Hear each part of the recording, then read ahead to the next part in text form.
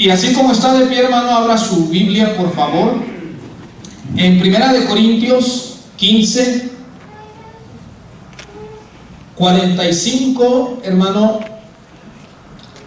46 y 47. Para comenzar vamos a leer solamente 3 versículos. 1 Corintios capítulo 15, versos 45, 46 y 47. Estamos estudiando la doctrina de nuestro Señor Jesucristo, hermano. Es una doctrina que nos va a tomar varios meses, pero es algo lindo, es algo hermoso aprender acerca de la persona de nuestro Señor Jesucristo y su obra, lo que Él ha hecho por nosotros, hermano. Amén. De manera que le pido que esté muy atento. Es algo que como cristianos, hermano, debemos de anhelar, conocer más a Dios, conocerlo a Él. 1 Corintios, hermano, capítulo 15, verso 45. ¿Estamos ahí? Leemos las Sagradas Escrituras y las leemos en el nombre poderoso de nuestro Señor y Salvador Jesucristo. Amén. Dice el verso 45: así también está escrito: fue hecho el primer hombre, Adán, alma viviente; el postrer Adán, espíritu vivificante. Mas lo espiritual no es primero, sino lo animal, luego lo espiritual. Verso 47, y ahí nos quedamos. Dice: el primer hombre es de la tierra, terrenal. El segundo hombre, que es el Señor, es del cielo, hermanos. Hagamos una breve oración, pero eficaz. Padre, en el nombre de Jesús, te decimos gracias, Señor. Gracias por tu amor y tu misericordia. Y gracias por el consejo de tu palabra, porque a través de ella te conocemos cada día más. Instrúyenos, Señor, en el día de hoy. Abre nuestro entendimiento y tu Santo Espíritu, el Espíritu de la verdad, nos guíe a esta verdad que fue inspirada, Señor, por medio de tus siervos, los apóstoles y los profetas, Señor. Padre, que crezca cada día en nosotros ese anhelo, esa hambre, ese deseo de aprender más de ti. Quita de nuestro pensamiento, Señor, de nuestra mente, todo pensamiento negativo, contrario, que nos haga creer que no podemos aprender más de ti. Quita, Señor, aún la flojera espiritual, Señor. Abre nuestro entendimiento, Señor, y que por medio de las verdades que están escritas en tu palabra, tu iglesia sea edificada, nuestra fe se fundamente en la persona de Cristo Jesús y su obra. Espíritu de Dios, guía mi vida a toda verdad, y que estén atentos los oídos y los corazones de cada uno de los que estamos aquí para escuchar tu voz, Señor. En el nombre de Jesús oramos, y a ti te damos siempre toda la honra y la gloria por los siglos de los siglos. Amén. Gracias, Dios. Tomen su asiento, hermanos, por favor. Gloria a Dios.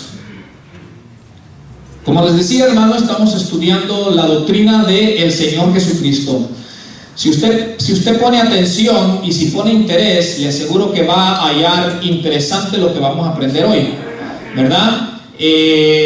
No deje que su mente se distraiga. Yo se los he dicho, la mente tiende mucho a divagar, hermano. A la mente siempre hay que estarla trayendo de vuelta al camino, ¿verdad? La mente a veces está enfocada en Cristo, en la palabra, pero si tú te digas, cuando menos acuerdas ya está divagando, ¿verdad? Y hay que sujetar a cada rato constantemente la mente y nuestros pensamientos. Bueno, hermanos, el día de hoy vamos a hablar este tema, la doctrina del Señor Jesucristo. Pero hoy te voy a hablar de esta enseñanza, hermano, que tiene como título los tipos mesiánicos. De eso te voy a hablar el día de hoy, ya que esta palabra tipos quizás no se encuentra en el Nuevo Testamento, porque a la hora de ser traducida, es traducida como figura, como sombras o como modelo. Estas 3 palabras sí se encuentran, y de ahí se traducen de la palabra tipo, de la palabra griega. Y ahorita las vamos a mirar. Ahorita te voy a mostrar unos versículos donde vienen estas palabras, modelo, figura o sombras también, hermano, ¿verdad?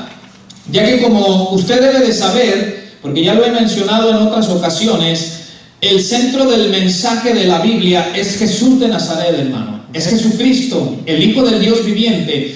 Él es el centro de todo el mensaje que contiene la Escritura, hermano. Aunque la Biblia nos habla, nos relata diferentes historias, diferentes cosas, hermano, pero el centro de su mensaje, todo el mensaje de la Biblia en general apunta siempre hacia Jesucristo, mis amados hermanos. Ustedes se recuerdan allá en Juan capítulo 5, cuando Jesús estaba, por así decirlo, debatiendo o argumentando contra los líderes religiosos de su época. Si ustedes se recordarán, si usted ha leído, Jesucristo les dijo a ellos, escudriñar las Escrituras, ¿verdad? ¿Y por qué les dijo Jesús? Porque en ellas les parece que tienen la vida eterna, y dijo Jesús, y ellas, las Escrituras, dijo Jesús, son las que dan testimonio de mí, dijo Jesús, ¿verdad que sí? Entonces hoy vamos a hablar de esto, hermano, ya que cuando leemos el Antiguo Testamento, ¿cuántos han leído el Antiguo Testamento? A ver, levante la mano, ¿cuántos lo han leído? O por lo menos algunas partes de él. Ok, bueno, tenemos de tarea, ¿verdad? Leerlo, hermano, ya que es importante que leamos ambos. Usted aprenda a no ser de los que dice, a mí me gusta más el nuevo, o tampoco a decir, a mí me gusta más el antiguo, ¿verdad? Ambos nos los dejó Dios, porque en ambos aprendemos cosas importantes para nuestra fe y nuestra vida espiritual, hermano. Amén. Entonces, cuando usted lee el Antiguo Testamento, encontramos que la persona de Cristo y su obra, o sea, quien Él es y lo que Él hizo, hermano, se haya representado, se haya, por así decirlo, ilustrado, hermano, en diferentes cosas que nos anuncian en el Antiguo Testamento, y eso es a lo que se le llama los tipos mesiánicos. Pero para darte una definición de esta palabra, pase la siguiente imagen, no vamos a usar mucho la pantalla, pero ¿qué cosa es un tipo? Porque si estamos hablando de los tipos mesiánicos, que esta palabra, vuelvo a repetir, ahorita la vamos a mirar en qué versículo se encuentra. La palabra tipo significa una sombra de algo futuro, hermano. Entonces, cuando la Biblia nos habla, menciona la palabra figura, modelo o sombra, nos está diciendo que cierto personaje de la Biblia, del Antiguo Testamento, cierto ritual del Antiguo Testamento, cierto hecho histórico, cierto acontecimiento histórico, era un tipo, era una sombra, hermano, de algo que iba a acontecer en el futuro, mis amados hermanos. Y ahorita eso es lo que vamos a estar aprendiendo en estos días. Por lo tanto, se da el nombre de tipo, mire bien, a todo personaje, institución, ritual o acontecimiento histórico del Antiguo Testamento que representaba alguna otra realidad del Nuevo Testamento. Te voy a poner ahorita unos ejemplos rápidos, hermano. Por ejemplo, tipo se le llama, hermano, a cualquier personaje que representaba alguna realidad, hermano. Como te pongo un ejemplo mío, mira, la sombra no es la realidad de lo que yo soy, ¿cierto o no? Pero si usted se fija, la sombra, hermano, representa lo que yo soy en realidad. Bueno, algunos personajes de la Biblia en el Antiguo Testamento representaban la realidad acerca de Cristo Jesús, acerca de quién era Cristo Jesús o lo que Cristo Jesús iba a hacer. Te pongo un ejemplo de un personaje, hermano, que representa a Cristo en el Antiguo Testamento. ¿Cuántos han leído la historia de José? Levante la mano. ¿Cuántos han leído la historia de José? Ok, ¿qué le pasó a José? A José lo vendieron sus hermanos, ¿cierto o no? Sus hermanos lo vendieron por envidia. Y a ese José que vendieron sus propios hermanos, ese mismo José en un futuro fue el que lo salvó, ¿cierto o no? Por causa de José, que fue hecho líder en Egipto, hermano, la casa de Jacob, sus hermanos, su padre, todos fueron salvados, hermano. Bueno, José era un tipo de Cristo. ¿Por qué? Porque cuando leemos el Nuevo Testamento, Jesús fue vendido, ¿cierto o no? Jesús, su propio pueblo, los mismos israelitas, fueron los que pedían a Poncio Pilato que lo crucificaran, ¿cierto o no? Y ese mismo Jesús al que traicionaron o vendieron o rechazaron los propios israelitas, ese mismo Jesús es el que la Biblia dice allá en Romanos capítulo 8, 9, 10 y 11. Ese es el mismo Jesús que dice que en el postrer tiempo, cuando Jesús se manifieste, salvará a Israel. Entonces, te das cuenta cómo lo que sucedió en la vida de José era un tipo de Cristo, era una representación de una realidad espiritual, o sea, de lo que Cristo va a hacer o pasar con Israel. Pero dice también que un tipo es una institución ritual. Algún rito que está en el Antiguo Testamento que en realidad representaba a Cristo. Te doy un ejemplo sencillo. ¿Cuántos han leído de las ofrendas y los holocaustos que el Levítico dice que tenían que ser ofrecidos? ¿Cuántos lo han leído? Se recuerda que hablaba de que el israelita tenía que traer un sacrificio, un animalito, fuera un cordero, fuera un becerro, ¿cierto o no? ¿Para qué? Para que por medio de sacrificar ese animalito, el pecado de esa persona quedaba cubierto, ¿verdad que sí? Bueno, esos ritos de las ofrendas, de los holocaustos, de los sacrificios, representaban al verdadero Cordero de Dios, que es Cristo Jesús, mis amados hermanos. Representaban la realidad de lo que el Hijo de Dios iba a venir a hacer en favor de toda la humanidad, mis amados hermanos. Por eso cuando Juan el Bautista lo vio, dijo: he ahí el Cordero de Dios que quita el pecado del mundo, hermano. De manera que este ritual apuntaba a Cristo. Era la sombra de lo que Cristo iba a venir a hacer en favor tuyo y mío. ¿Cuánto dan gracias a Dios, hermano? ¿Verdad? Él iba a venir a quitar el pecado, hermano, del mundo, ¿verdad? Pero luego también dice que un tipo es un acontecimiento histórico, hermano. Algún hecho histórico. Te pongo un ejemplo breve, quizás en un futuro lo veamos más a fondo, lo vamos a estudiar, quizás. ¿Cuántos recuerdan cuando Dios le dice a Abraham que sacrifique a su propio hijo Isaac? ¿Verdad? ¿Lo has leído? ¿Cierto o no? Bueno, ese hecho, Dios ya estaba anunciando lo que Él como padre iba a hacer con su hijo, ¿verdad? Dios le dice a Abraham: sacrifica a tu propio hijo. Pero mira la misericordia de Dios. Dios le evitó un dolor a Abraham que Dios no se evitó a sí mismo. Porque cuando Abraham estaba a punto de sacrificarlo, porque ese hombre lo iba a hacer, hermano, ¿verdad? Dice que ya le iba a pasar el cuchillo por la garganta a Isaac. Hermano, en ese momento el ángel de Dios interrumpió a Abraham, no permitió que matara a Isaac, sino que le fue proveído un cordero que también anunciaba a Cristo, hermano, ¿verdad que sí? Pero ya Dios estaba anunciando que Él en realidad sí iba a entregar, a sacrificar, a llevar a la muerte a su propio hijo por salvarnos a ti y a mí, mis amados hermanos. Entonces, cuando tú lees la Biblia del Antiguo Testamento, vas a hallar personajes, rituales o hechos históricos que representan a Cristo, señalan a Cristo, mis amados hermanos. Pero vamos a continuar entonces. Ahí está el significado. Te voy a dar algunos pasajes. Vamos a Colosenses capítulo 2, versos 16 y 17, donde se usa esta palabra sombra, figura, modelo. Colosenses capítulo 2, verso 16, hermano. Y cuando lo encuentre, por favor, dígame amén. Colosenses 2, 16 y 17. Nota, Pablo aquí está hablando de las fiestas o los días que en la ley requería que se guardaran, hermano. Y Pablo dice, todo eso era sombra de lo que había de venir. Estamos ahí en Colosenses 2, 16.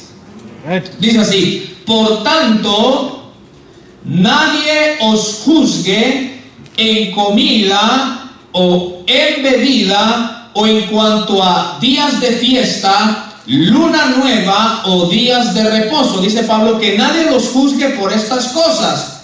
¿Por qué? El verso 17 dice: todo lo cual es sombra, y es la palabra griega tipo, todo lo cual es sombra de lo que ha de venir, pero el cuerpo es de Cristo, hermano. Aquí Pablo está anunciando que algunas de las fiestas que Dios le había ordenado, hermano, al pueblo de Israel eran sombras, era un modelo que representaba una realidad espiritual que había de venir en un futuro. Lo dice Pablo, que nadie te juzgue por comida, por bebida, por guardar fiestas, por guardar días de reposo, dice, porque todo eso es sombra, dice el apóstol Pablo. Te doy otra porción bíblica, Hebreos capítulo 8, verso 4, hermano. Dale ahí en tu Biblia, por favor.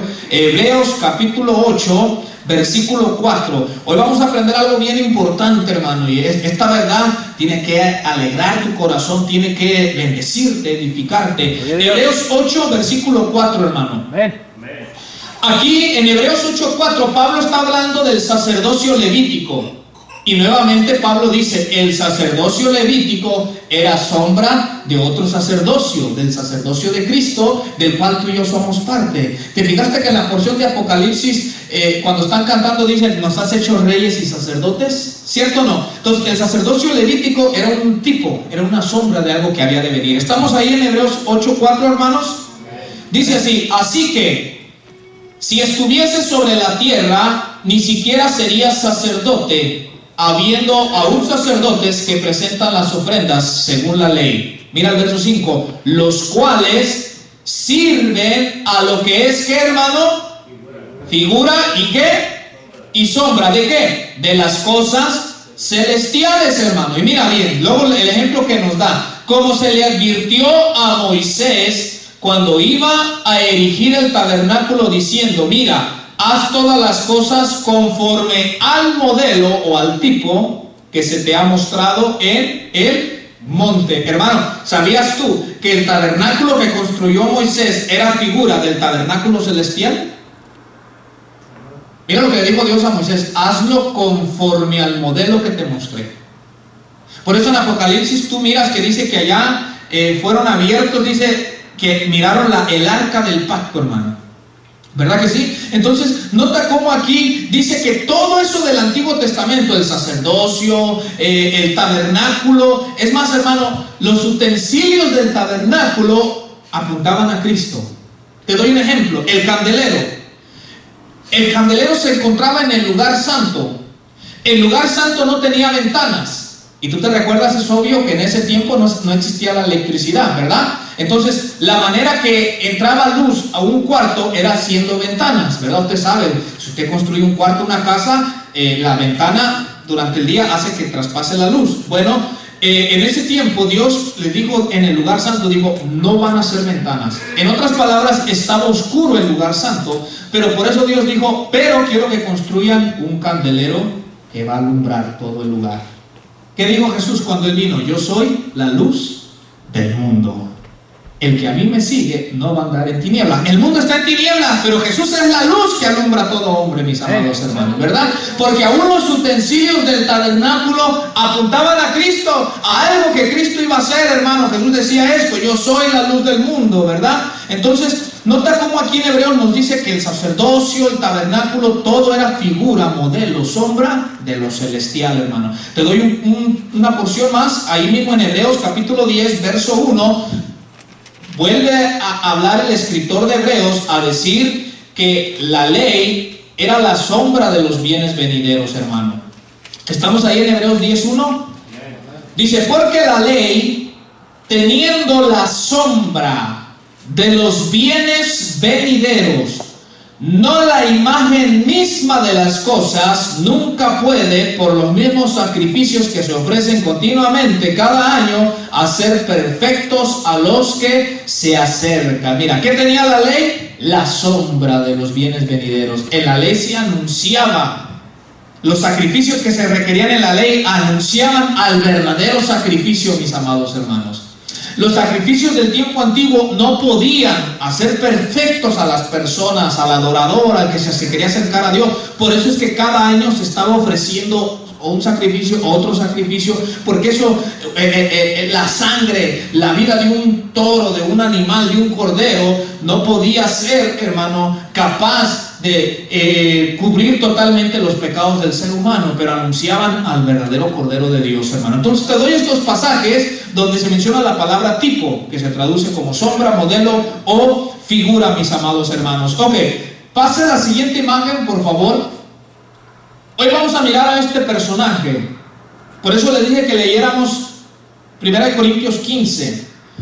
Se los voy a leer una vez más, porque aquí nos habla de que Adán es figura de Jesucristo, el postrer Adán. ¿Sí notó que lo mencionó así a Jesús, hermano? Se lo leo una vez más. 1 Corintios 15, 45. Dice así: así también está escrito, fue hecho el primer hombre, Adán, alma viviente. El postrer Adán, aquí se refiere a Jesús, dice espíritu vivificante. Por eso es que en el 47 dice así: El primer hombre es de la tierra, terrenal. El segundo hombre, que es el Señor, es del cielo, hermano. Entonces, Adán era un tipo de Cristo. Era una figura de Cristo. Porque Adán fue el primer hombre creado, hecho a la imagen de Dios. Adán fue el primer hombre, o fue el único, hermano, que la Biblia nos habla que fue creado perfecto. Obviamente, después de que pecó, cuando desobedeció, hermano, cayó en el estado en el cual ahorita pues todos sabemos, ese estado que usted y yo heredamos, de pecado, de corrupción, ¿verdad? Pero Adán al principio, hermano, antes de desobedecer, era el hombre perfecto. Así lo había creado Dios. Entonces ahorita vamos a mirar cómo Adán, hermano, anunciaba al postrer Adán, aquel verbo que se iba a hacer hombre, que se iba a hacer carne y que iba a venir, hermanos, en representación de nosotros. Romanos capítulo 5, vamos ahí, hermano, ahí nos vamos a basar sobre todo. Romanos capítulo 5, hermano. Pablo lo presenta inspirado por el Espíritu Santo de una manera magistral. Pablo nos presenta este contraste entre el primer Adán, el primer hombre, y todos, hermano, Pablo nos presenta ahí todos los males producidos en la raza humana debido al primer Adán. Y Pablo pone el contraste, hermano, de todos los bienes producidos en favor de la raza humana en el postrer Adán, que es Cristo, mis amados hermanos. Pablo lo presenta de una manera magistral. Romanos capítulo 5, verso 12, hermano. ¿Estamos ahí? Mire, lo vamos a leer del 12 al 21 y después lo vamos a ir explicando un poquito, hermano. Pero quiero que le vaya prestando mucha atención a este contraste que Pablo hace entre el primer Adán y el postrer Adán. Dice así: por tanto, como el pecado entró en el mundo, ¿por quién? Por un hombre, y por el pecado la muerte. Así la muerte pasó a todos los hombres por cuanto todos pecaron. Pues antes de la ley había pecado en el mundo, pero donde no hay ley no se inculpa de pecado. No obstante, reinó la muerte desde Adán hasta Moisés, aun en los que no pecaron a la manera de transgresión de Adán, el cual es figura de ¿quién? Adán es figura del que había de venir, del postrer Adán, de Jesucristo hombre, hermanos. Verso 15. Pero el don no fue como a la transgresión, porque si por la transgresión de aquel uno murieron los muchos, abundaron mucho más para los muchos la gracia y el don de Dios por la gracia de un hombre, Jesucristo. Y con el don no sucede como en el caso de aquel uno que pecó. Porque ciertamente el juicio vino a causa de un solo pecado para condenación, pero el don vino a causa de muchas transgresiones para justificación. Pues si por la transgresión de uno solo reinó la muerte, mucho más reinarán en vida por uno solo, Jesucristo, los que reciben la abundancia de la gracia y del don de la justicia. Así que, como por la transgresión de uno vino la condenación a todos los hombres, de la misma manera, por la justicia de uno, vino a todos los hombres la justificación de vida. Porque así como por la desobediencia de un hombre, refiriéndose a Adán, los muchos fueron constituidos pecadores, así también por la obediencia de uno, los muchos serán constituidos justos. Pero la ley se introdujo para que el pecado abundase, mas cuando el pecado abundó, sobreabundó la gracia. Para que así como el pecado reinó para muerte, así también la gracia reine por la justicia para vida eterna mediante Jesucristo, Señor nuestro. Hasta ahí. Te voy a hablar de algunas cosas que heredamos en Adán, que vienen siendo los males que produjo su pecado o su desobediencia. Número 1, hermano. Toda la raza humana, no importa quién sea, no importa la posición social, rico, pobre, moreno, blanco, no importa en qué país viva, toda la raza humana en Adán heredamos la culpabilidad del pecado. Todos, lo incluye a usted, me incluye a mí. En Adán todos heredamos la culpabilidad del pecado. Todos somos culpables del pecado de Adán. Y ahorita te voy a explicar por qué. Usted y yo somos tenemos nuestra parte de responsabilidad en el pecado que cometió Adán. Número 2, en Adán todos los seres humanos heredamos una naturaleza caída, corrompida. Todos, no ha habido un solo ser humano después de Adán y Eva, no ha habido uno solo, aparte de Cristo, que no haya heredado una naturaleza pecadora, hermano. Una naturaleza corrompida que es la que nos lleva a desobedecer. ¿Cierto o no? ¿Estamos familiarizados con ella, sí o no? Cuando usted y yo hemos desobedecido y no queríamos hacerlo, ¿a cuánto les ha pasado? ¿A usted le ha pasado? A mí me ha pasado. Usted dice, híjole, ¿por qué lo hice? Esto no lo tendría que haber hecho, no tendría que haber dicho esto, no tendría que haber pensado aquello. Y dice uno, ¿por qué lo hice? Bueno, por la naturaleza que heredamos de Adán, ¿verdad? Otra cosa que heredamos de Adán es este cuerpo corruptible. Este cuerpo que por eso se enferma, que por eso envejece. Fue herencia de nuestro antepasado Adán. Imagínate qué gran herencia nos dejó, ¿no? Gran herencia, ¿no? Entonces fíjate, nos heredó la culpa del pecado, nos heredó una naturaleza caída, pecadora, nos heredó este cuerpo que se corrompe, que se enferma, que envejece. Pero en Adán también nos dejó como herencia a causa de su pecado, hermanos, la condenación, la muerte. Por eso es que el ser humano muere tanto físicamente, hermano, como espiritualmente. O sea, en Adán todos estábamos condenados, estábamos destinados, a vivir eternamente separados de Dios en Adán. Esos son los males que este varón nos produjo. Mire bien, leamos ahora el verso 12 y quiero explicarle algo importante, hermano. Entonces, en el pecado de Adán, la ruina moral vino a la raza humana. Dice el verso 12, por tanto, como el pecado entró en el mundo por un hombre y por el pecado la muerte, así la muerte pasó a todos los hombres. Pero miren luego esta frase, por cuanto todos pecaron. En otras palabras, este versículo nos está diciendo que en Adán todos pecamos, incluyendo usted y yo. Todos tenemos parte de responsabilidad del pecado que cometió Adán, de la primera desobediencia que cometió Adán.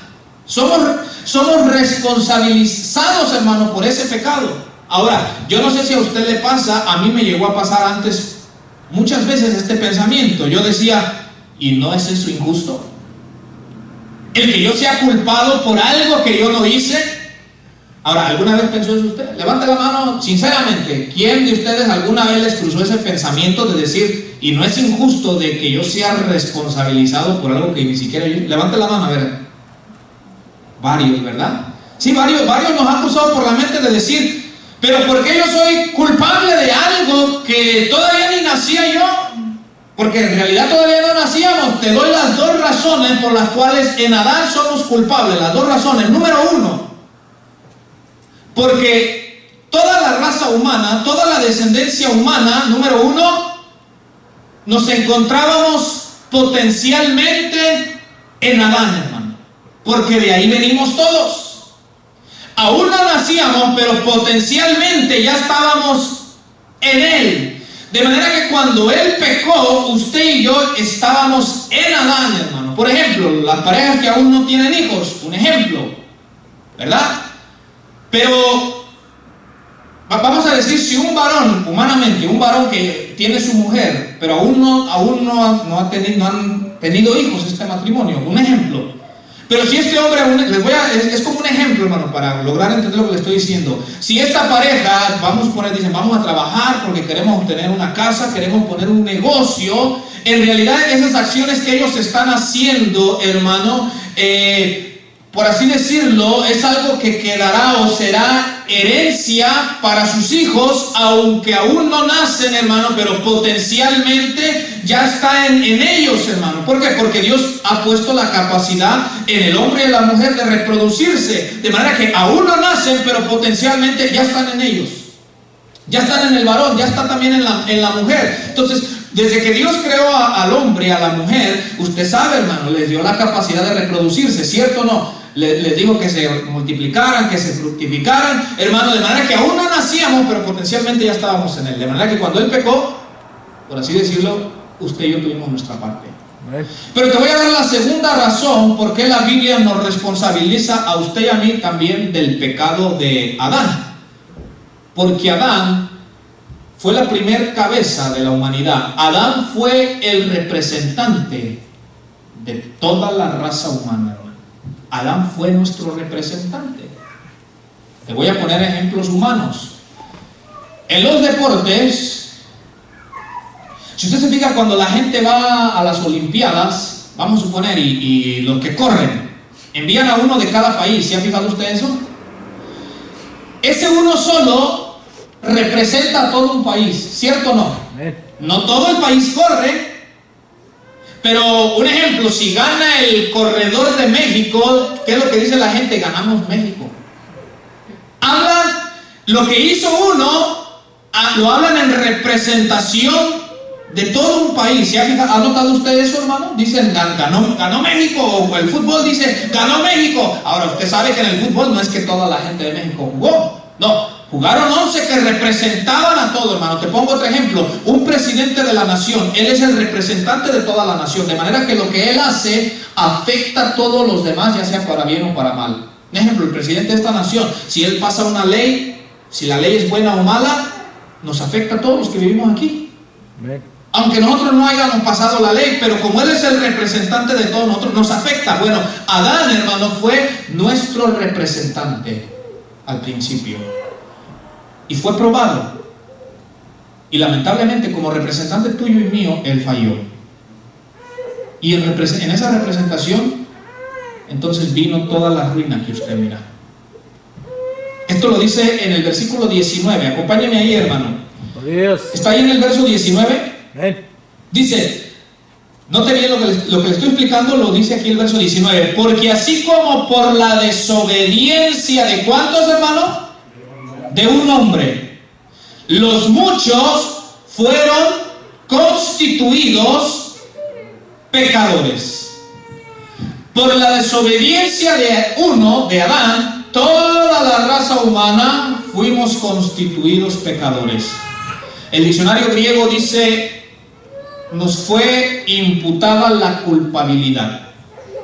O sea, fuimos hechos responsables de esa culpa de lo que cometió Adán. Por eso dice, por la desobediencia de uno, los muchos fueron constituidos pecadores. Usted y yo, mis amados hermanos. Ahora, probablemente pensemos que sea injusto. Probablemente digamos, pero ¿por qué Dios nos imputa la culpa por la desobediencia de un hombre? Probablemente digamos, pero ¿por qué Dios obró de esa forma? Yo te digo algo, hermano.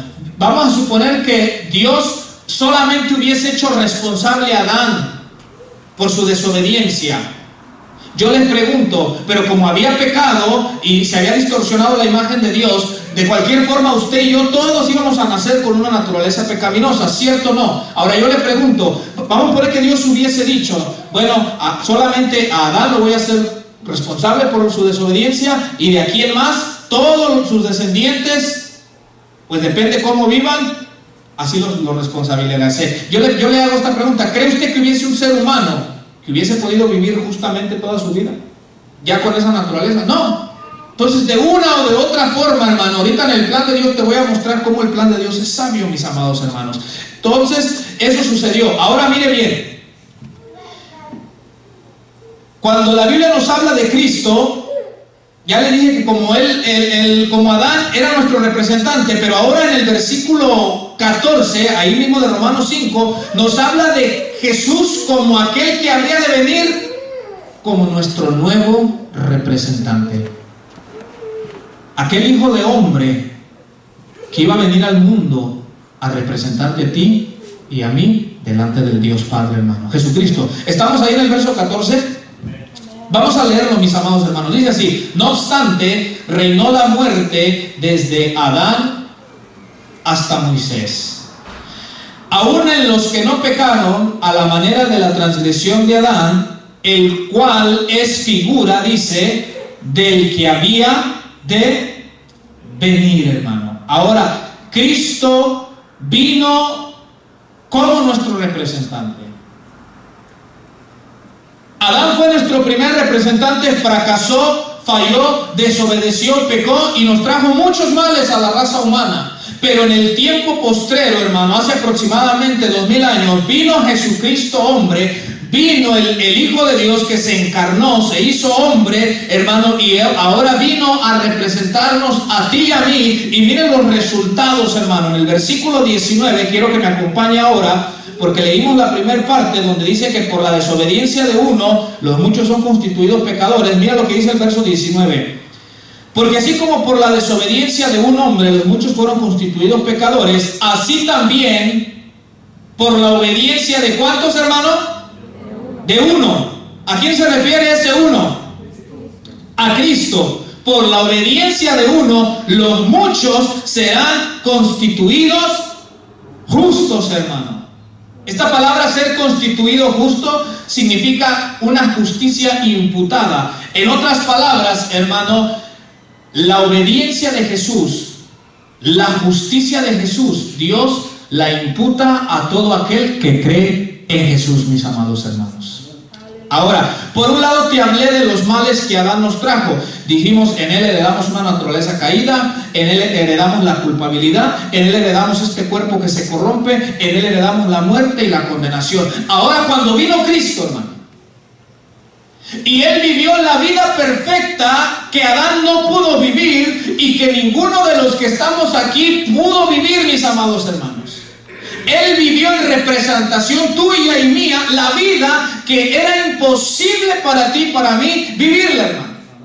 Cada día de su vida que Jesucristo hombre estuvo en esta tierra, cada día de su vida vivió en una perfecta obediencia a la ley de Dios, hermano. Él vivió como un justo, hermano, y lo hizo representándote a ti y lo hizo representándome a mí, mis amados hermanos.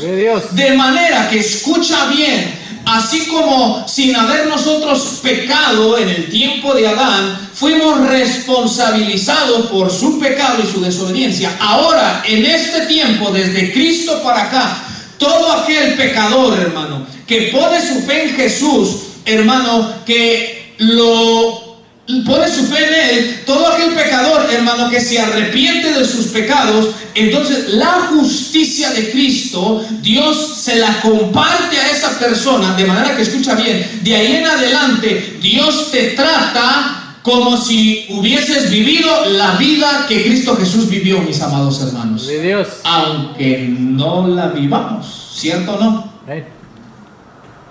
Pero ahora Dios te trata así. Porque eso es parte del beneficio de estar en Cristo, de creer en Cristo, de ejercer fe en Cristo, que su justicia, hermano, Él te la imputa, Él te la imparte. En otras palabras, la justicia de Cristo es puesta en tu cuenta, mis amados hermanos. Por eso que cuando Dios te ve a ti y a mí, cuando Dios ve a un cristiano, como la Biblia dice que Cristo está en nosotros y nosotros en Cristo, ¿cierto o no? ¿Dice eso la Biblia? Entonces fíjate bien, como Cristo está en ti, y Cristo fue perfecto, fue justo, cuando Dios te ve, Él mira la justicia de Cristo en ti. Entonces mira bien, ahora en Cristo heredamos varias cosas, varios bienes. Pero fíjate bien lo que te quiero hablar, fíjate bien. Esta doctrina, si no hallamos el perfecto balance bíblico, nos puede llevar a obrar mal. Por un lado, te voy a dar dos formas de cómo esta doctrina de la justificación o de ser declarado justo por la justicia de Cristo, te voy a dar de qué formas choca con los seres humanos. La primera, la Biblia nos dice que ahora esa justicia de Cristo nos es imputada. Aquí viene el primer problema. Para el religioso, para el que es religioso, no acepta esta enseñanza. Te explico por qué. Porque el religioso siempre cree que es por sus méritos que es justificado delante de Dios. Entonces, cuando le hablan de la justificación gratuita, él no la acepta. ¿Por qué? Porque él quiere ser justificado por lo que él hace por Dios.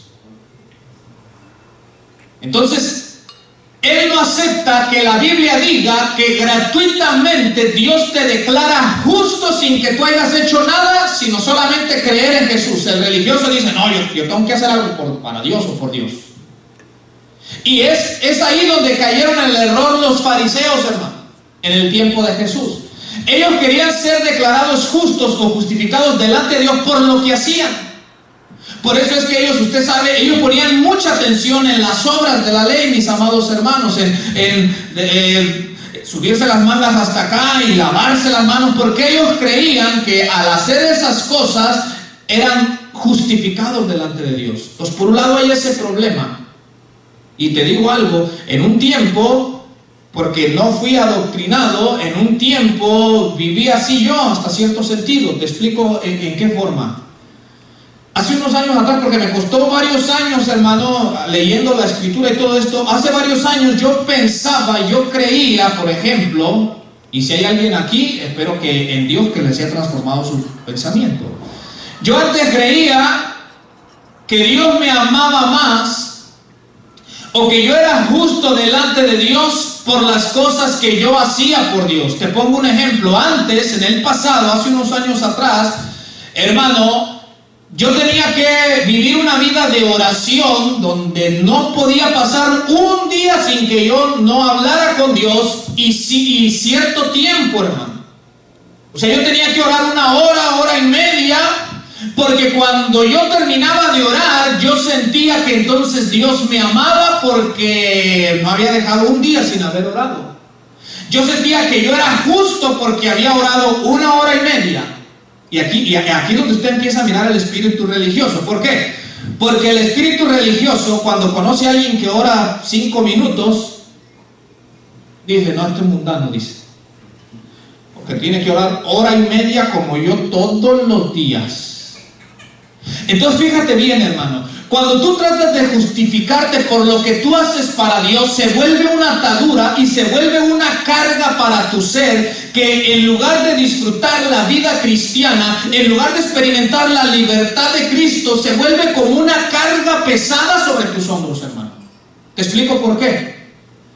Porque cuando por A o B, C de razón pasaba un día, y ya sea porque estuve cansado o por lo que haya sido, me quedé dormido, lo que haya sido, cuando pasaba un día en que yo no oraba, al día siguiente, al despertar, yo sentía una culpabilidad tremenda. Yo sentía que Dios estaba molesto conmigo. Yo sentía que Dios estaba enojado, hermano, porque no había orado la noche anterior antes de dormirme. Y cuando me despertaba, sentía esa carga y empezaba, Señor, perdóname por no haber orado, hermano. Y empezaba a orar, pero era una carga, hermano. Pero después fui aprendiendo conforme a la Escritura, que ni porque yo ore más, Dios me va a amar más. Bien. Usted puede orar 5 horas y eso no va a hacer que Dios a usted lo ame más. Si usted oró 5 horas un día y al día siguiente oró media hora, el día que oró 5 horas no hace que Dios lo ame más. ¿Sabía usted eso? Bien. Y el día que solamente pudo orar media hora porque quizás estaba cansado físicamente, Dios no lo ama menos. Gloria a Dios. Cuando usted entiende estas verdades, es que usted empieza a hallar descanso en Cristo. Es que usted empieza a disfrutar la vida cristiana, mis amados hermanos. Porque entonces usted empieza a entender que el amor de Dios no es en base a lo que usted haga por Él, mis amados hermanos. Entonces tu alma es libre. Entonces mira bien, desde que comprendí esta verdad de que he sido declarado justo por la justicia de Cristo, por lo que Cristo hizo y no por lo que yo haga, entonces ahora cuando oro, ya no oro pensando que para que Dios me ame más.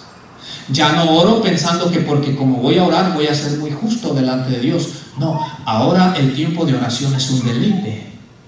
Porque ahora oro por las razones correctas. Ahora oro porque quiero pasar tiempo con Dios, hermano. Y a veces pueden ser 20 minutos, a veces pueden ser 40 minutos, a veces puede ser 1 hora. Pero yo entiendo, hermano, que lo importante es, hermano, ese tiempo especial que yo paso hablando con Dios. Y lo disfruto, mis amados hermanos. Ahora, con esto no le estoy diciendo que usted no ore, que como ya fue justificado, pues llévesela tranquila. No, es necesario orar.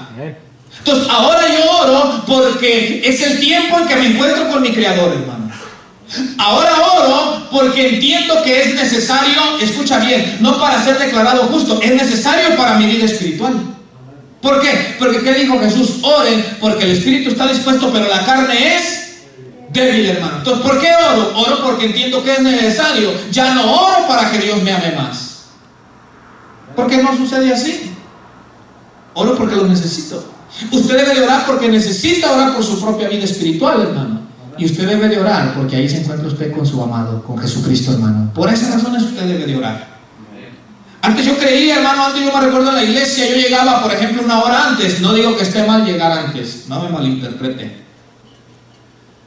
Llegaba una hora antes, Señor, ya llegué, primerito que todo, Señor, y todo. Ahora, escúcheme bien.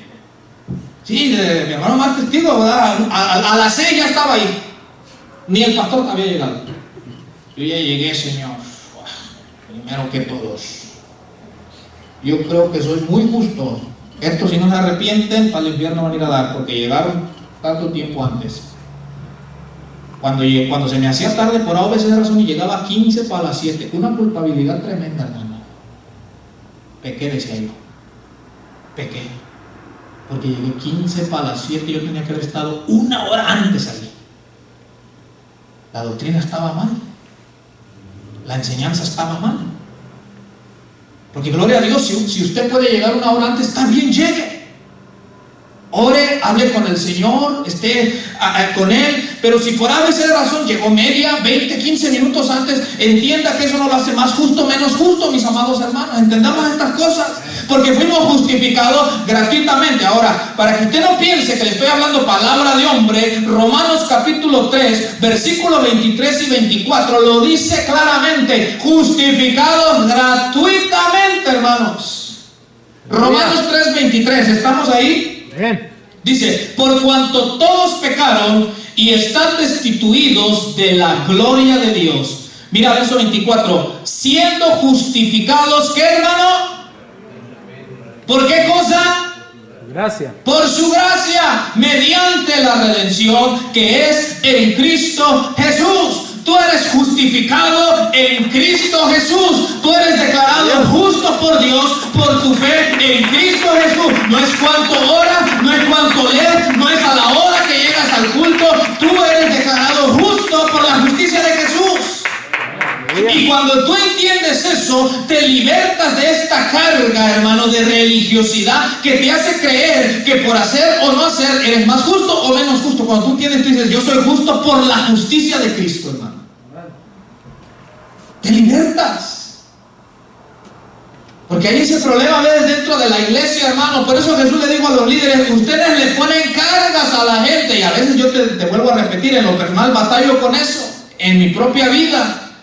Pero ahí siempre está la palabra de Dios que me está diciendo: recuérdate que no es por lo que tú haces o dejas de hacer, sino aquí dice: siendo justificados gratuitamente, hermano. ¿Verdad que dice así? Amén.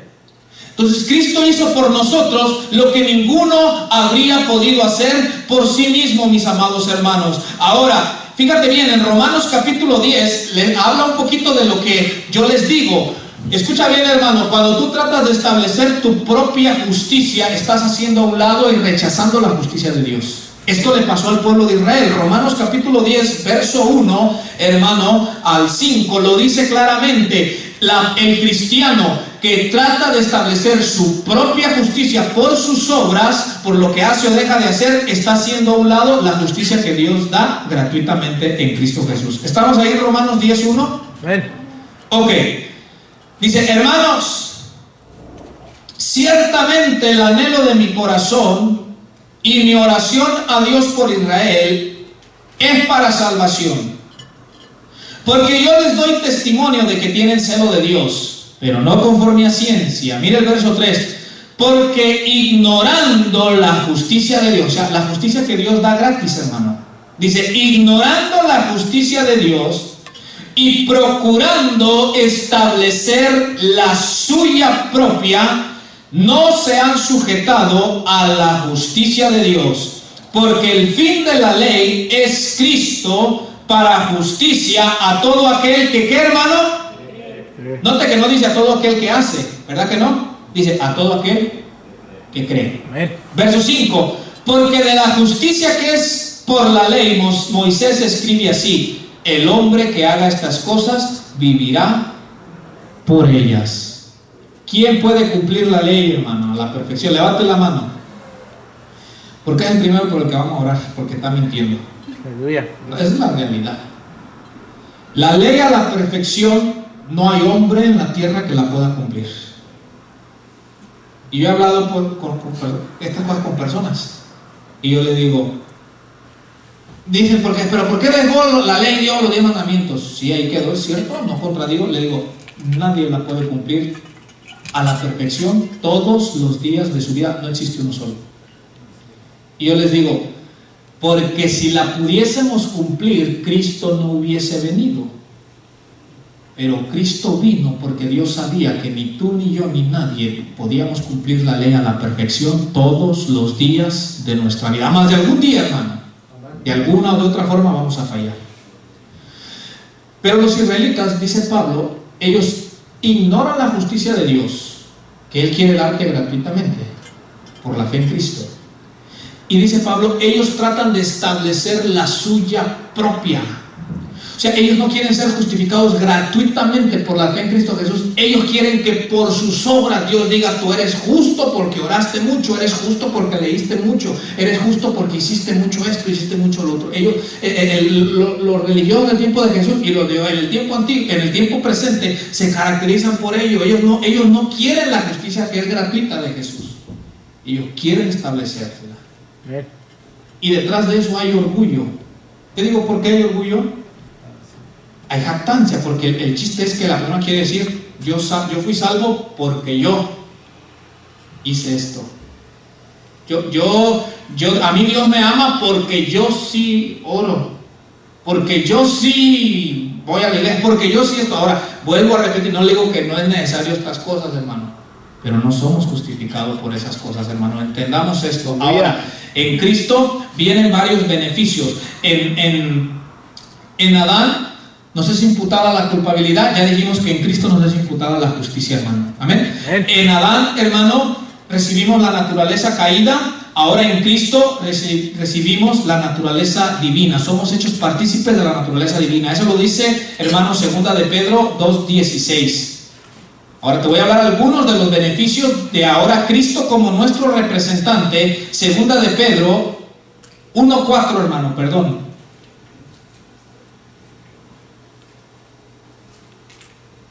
En 2 de Pedro 1:4 nos dice que los que estamos en Cristo hemos sido hechos participantes de la naturaleza divina. En Adán heredamos la naturaleza caída, ¿sí o no? Estamos ahí en 2 de Pedro 1:4. Dice, por medio de las cuales nos ha dado preciosas y grandísimas promesas, para que por ellas llegaseis a ser participantes de ¿qué, hermanos? De la naturaleza divina, habiendo huido de la corrupción que hay en el mundo a causa de la concupiscencia, hermano. Así como en Adán heredamos la naturaleza pecadora, ahora en Cristo hemos sido hechos participantes de la naturaleza divina, hermano. Porque nos ha sido dado el Espíritu Santo de Dios. Y esa es la lucha que hay en la vida del cristiano, ¿cierto o no? La Biblia dice que para eso te fue dado el Espíritu Santo, para que no hagas lo que queráis. ¿Por qué? Porque aún estamos en este cuerpo y aún la naturaleza de Adán que heredamos nos arrastra el pecado, ¿cierto o no? Pero para eso está el Espíritu de Dios, porque has sido hecho participante de la naturaleza divina. Y cuando tu carne, tu naturaleza caída que heredamos de Adán, te quiere arrastrar a hacer algo, siempre ahí está el Espíritu de Dios que te habla, que te guía y te jala para el otro lado. Es como una lucha, hermano, que te jalan para allá y para acá, ¿cierto o no?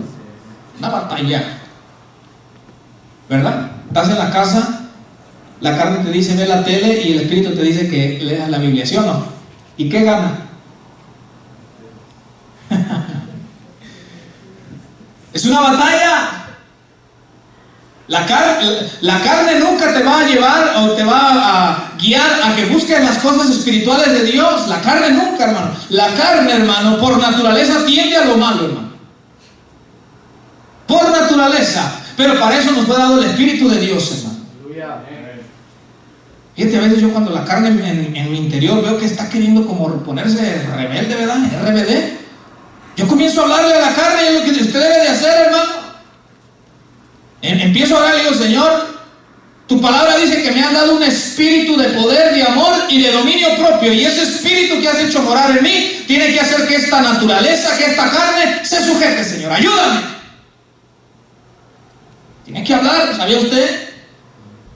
Si usted dice, ay, carne, soy tuyo, pues haz de mí lo que quieras. Olvídese, hermano, ¿sí o no? No sea carne lo que tú me digas, no. Recuérdese de las promesas de Dios y recuérdese de esta. Ahora en Cristo le ha sido dado el Espíritu de Dios, mis amados hermanos. Pero mire bien, también, así como heredamos este cuerpo, en 1 Corintios 15, 47, nos dice que vamos a traer la misma imagen de Cristo, hermano. 1 Corintios 15, 47. Gloria a Dios. Bueno, leamos el 48 y el 49. Mira, así como heredamos este cuerpo que se enferma, este cuerpo que envejece, hermano, así también los cristianos, los que tenemos fe en Jesús, vamos a heredar, hermano, un cuerpo como el de Cristo. ¿Estamos ahí? 1 Corintios 15, 48. Amén. Dice, cual el terrenal, tales también los terrenales, y cual el celestial, tales también los celestiales. Mira el verso 49. Y así como hemos traído la imagen del terrenal, traeremos también la imagen del celestial. Dios. Va a ser glorioso. Así como heredamos de Adán este cuerpo que se enferma, que se envejece y que se va a hacer polvo, así vamos a heredar la imagen de Cristo Jesús, dice la Biblia, hermano. Por eso allá en 1 de Juan dice, y aún no se ha manifestado lo que hemos de ser, pero cuando Él venga seremos como Él. ¿Te has puesto a pensar eso? ¿Te has puesto a pensar que Jesús, después ya resucitado, de repente cuando estaban los apóstoles reunidos, Él se apareció ahí? No tuvo que tocar la puerta. ¡Ey, abra! ¿Verdad que no? De repente se apareció ahí en medio de ellos. Fíjate algo interesante. Yo me pongo a pensar. Porque cuando Jesús resucita, hermanos, la Biblia dice que aún comió de la comidita que ellos, del pescadito que estaban ahí asando, ¿sí o no? Comió sabroso, hermano. Y de repente se desapareció también. ¿Te has puesto a pensar que cuando Jesús está a punto de irse a la presencia del Padre, hermano, te imaginas que estaba así hablando con ellos y de repente se comenzó a elevar a vista de ellos? ¿Qué hubiéramos hecho usted y yo si hubiéramos visto eso? Sí, imagínense que usted está hablando con una persona y que de repente mira que empieza a volar, a flotar. Bueno, Jesús empezó así a elevarse, hermano, hasta que fue quitado y ocultado de sus ojos. Nosotros vamos a heredar la imagen de Él también, hermano.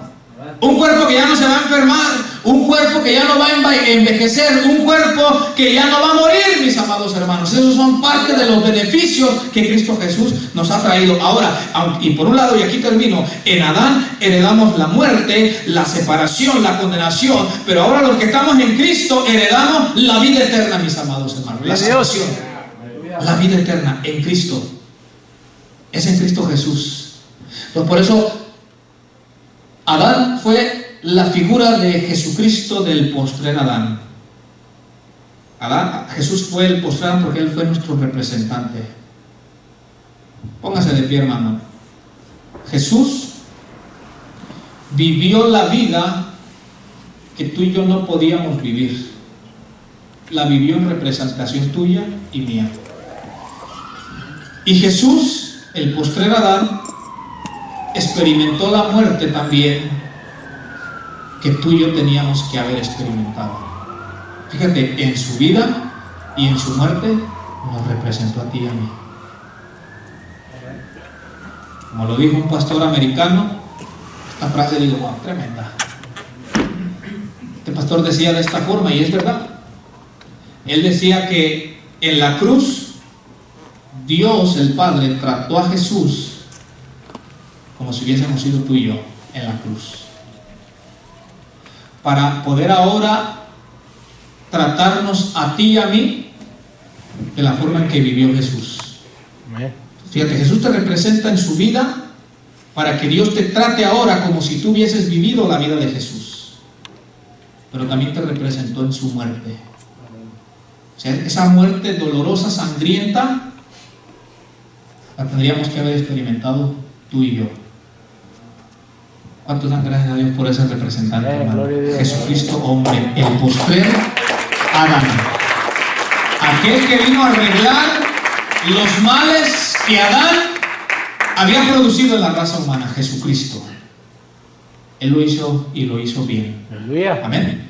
Ahí desde tu lugar, hermano, vamos a darle gracias a Dios